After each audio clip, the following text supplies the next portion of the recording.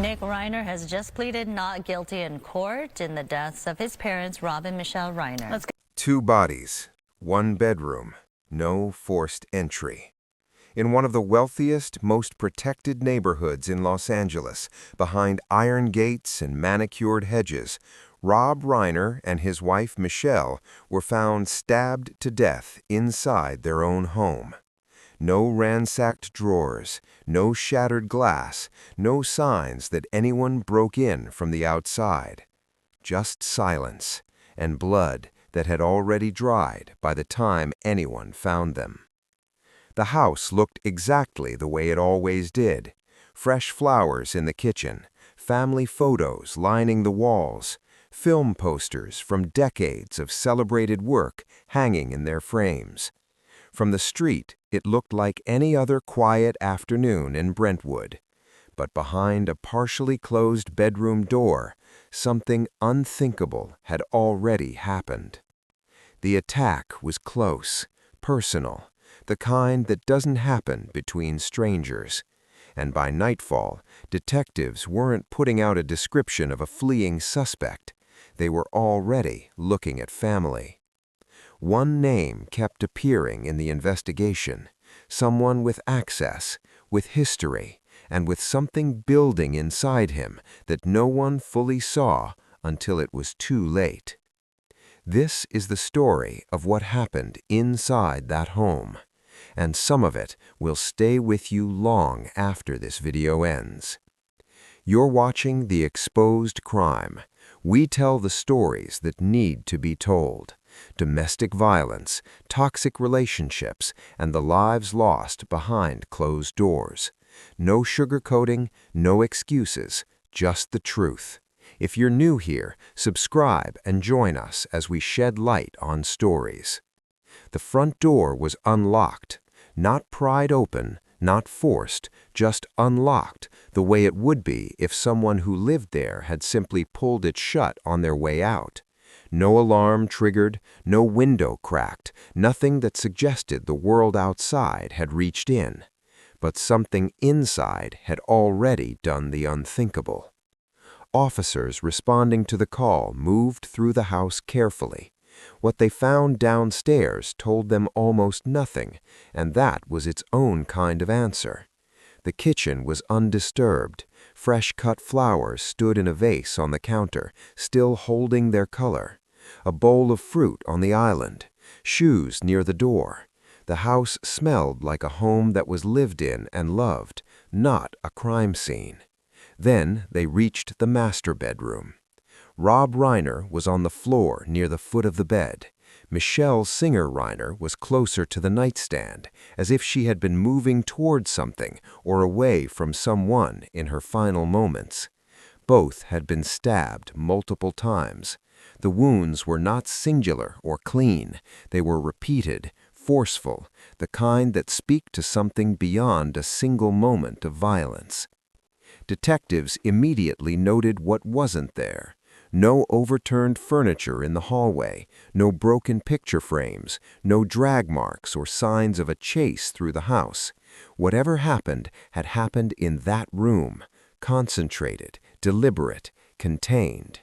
No jewelry was taken. Rob's watch was still on the nightstand. Michelle's rings were still on her fingers. Electronics sat untouched. This wasn't a robbery interrupted. This wasn't a stranger who panicked and fled. This was something else entirely. Forensics began processing the scene. Blood spatter patterns were documented. The positions of both victims were photographed and mapped. Investigators noted that defensive wounds appeared to be present on both, meaning they didn't go without a fight, which also means something far more painful. At least one of them may have been conscious long enough to witness what was happening to the other. That image is almost too painful to hold. No drawer in the room had been searched, no safe cracked open. The jewelry on the nightstand, the watch, the personal items that a thief would instinctively grab, all of it remained exactly where it had been placed. Investigators walked through the space looking for anything missing and found nothing. because nothing was taken. This crime was never about possessions. The absence of forced entry continued to frame everything. The killer hadn't needed to find a way in. They already knew the codes, the layout, which room to go to. There was no hesitation built into the physical evidence, no wrong turns, no signs of someone unfamiliar with the space feeling their way through. This was someone who had walked those hallways before, probably hundreds of times. And that intimacy, that horrifying closeness between victim and perpetrator is what forensic psychologists describe as the particular brutality of family violence. It carries history, grievance, something that has been accumulating in silence for longer than anyone outside the home ever knew. Rob Reiner made movies about the full spectrum of human emotion, about love and loss, and the complicated spaces in between. He understood storytelling at its deepest level. But no script could have written this scene, and no director could have called cut. We'd like to go forward with the arraignment at this time. Thank you. And on behalf of Mr. Reiner, do you waive formal reading of the complaint, advisement of rights, including armed forces and veterans' rights, enter a plea of not guilty, denying any and all special allegations, enhancements, and priors? Yes, Your Honor. A plea of not guilty is entered on behalf of Mr. Reiner. Counsel's requesting April 29th as 0-30. April 29th, 2026 as a 0 of 30 calendar days. Yes. And may I take a waiver from your client at this Yes, time? Mr. Reiner, you are entitled to a speedy preliminary hearing. That's a preliminary hearing within 10 court days and 60 calendar days of your arraignment. Your arraignment is today. Do you understand, waive and give up those rights so that your matter may be continued to April 29th, 2026 as a 0 of 30 calendar days, with the understanding that your preliminary hearing may commence within 30 calendar days of April 29th? Yes. And does counsel join in that waiver? I do. The court finds that Mr. Reiner has made a knowing and intelligent waiver of his right to a speedy preliminary hearing within 10 court days and 60 calendar days, and that his counsel of record joins in that waiver. Defendant agrees that the next court date of April 29th, 2026 is a 0 of 30 calendar days. The matter is assigned to, for all purposes, by the supervising judge of the criminal master calendar. The matter is assigned to, for all purposes, to Judge Sam Oda in Department 108. Counsel reserve on bail? Yes, Your Or Honor. it's bail set at no bail. The news moved through Hollywood the way devastating news always does. Fast, then slow, then everywhere at once. By the time it was confirmed, phones were ringing across the industry. Text threads between directors, actors, producers, writers. People who had known Rob Reiner for 30, 40 years. People who had sat at his table, worked on his sets, watched him speak at fundraisers and political events with the kind of conviction that made you believe in something bigger than the room you were standing in. Rob wasn't just a filmmaker. He was an institution, a voice that had shaped not just cinema but public discourse, outspoken, passionate, unapologetically himself across decades of American life. And Michele had stood beside him as more than a spouse. She was an activist, a philanthropist, a force in her own right who had used her platform to fight for things that mattered. Now both of their names were attached to a police report, a crime scene, a courtroom where their son stood and entered a plea. Public figures posted tributes. The words were genuine, but they had to exist alongside an unbearable reality, that the family at the center of this loss was fractured in a way that no tribute could acknowledge directly. Parental homicide is one of the rarest and most psychologically devastating categories of violent crime. When it happens, when the child becomes the accused, the public response almost always follows the same pattern. People don't just grieve, they audit. They go back through everything they remember and look for the moment it could have been stopped. The argument someone overheard, The behavior someone brushed off, the cry for help that got lost in the noise. Was there a mental health crisis that went untreated too long, a relapse that pushed something already fragile past its breaking point, a financial confrontation that escalated faster than anyone expected? Prosecutors began constructing a premeditation narrative, building toward the argument that this was not a moment of uncontrolled rage, but a decision made in advance, carried out with intent.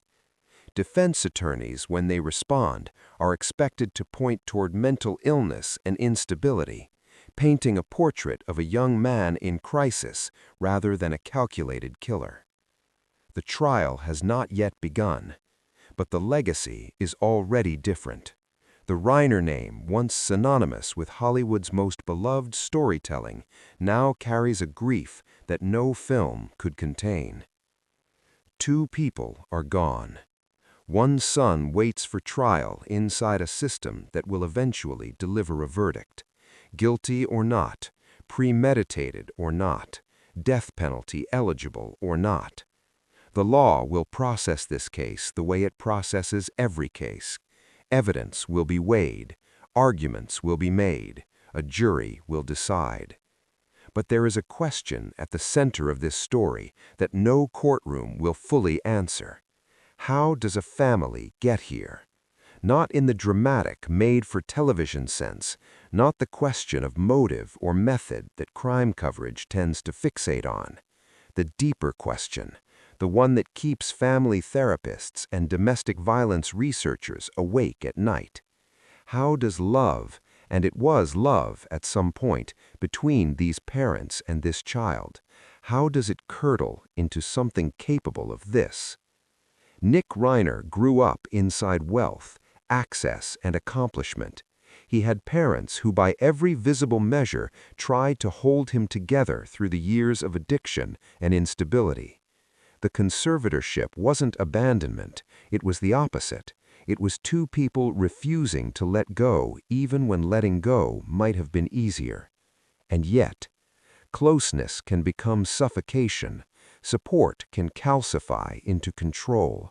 The very systems designed to protect someone can become the source of their deepest resentment, especially if that person is already fragile, already volatile, already carrying something heavy that hasn't been properly treated or addressed. First, the case is on track. We have provided the bulk of discovery to defense counsel, and we are now waiting for the coroner's report. When that is provided to the district attorney's office, it will in turn be provided to defense counsel. The second point, this case is a death penalty eligible case. Along those lines, we take the process in which we determine whether or not the death penalty should be sought extremely seriously, and it goes through a very rigorous process. Domestic violence researchers have long documented what they call the hidden cases, the violence that takes place inside wealthy homes, behind the kind of gates and hedges that make neighbors feel safe, that make outsiders assume nothing like this could happen here. Status doesn't protect families, it insulates them from scrutiny. It makes it easier for warning signs to go unseen, unreported, unaddressed, until the moment it is too late. If there were signs in the Reiner household, and they almost always are, someone saw them. Someone thought it would pass. Someone told themselves that families like this find a way through. They didn't. And a bedroom in Brentwood that once held 30 years of marriage, of love, of a shared life built with intention and care, became the last place two people ever breathed. The justice system will name what Nick Reiner did, but the warning, the one buried inside this story, belongs to all of us. If this story reached you, if it stirred something in your chest, don't let it fade when the video ends. These cases remind us that danger can hide in the everyday, that silence can cost lives, and that sometimes the smallest voice can be the one that saves someone. If you know anybody in a violent or unsafe situation, Don't wait. Say something. Call for help. Speak up. Your voice might be the one thing standing between someone and a tragedy like this. Drop a comment, share this video, keep their names alive. And we'll be back with another story that needs to be told. This is the Exposed Crime. Stay safe out there.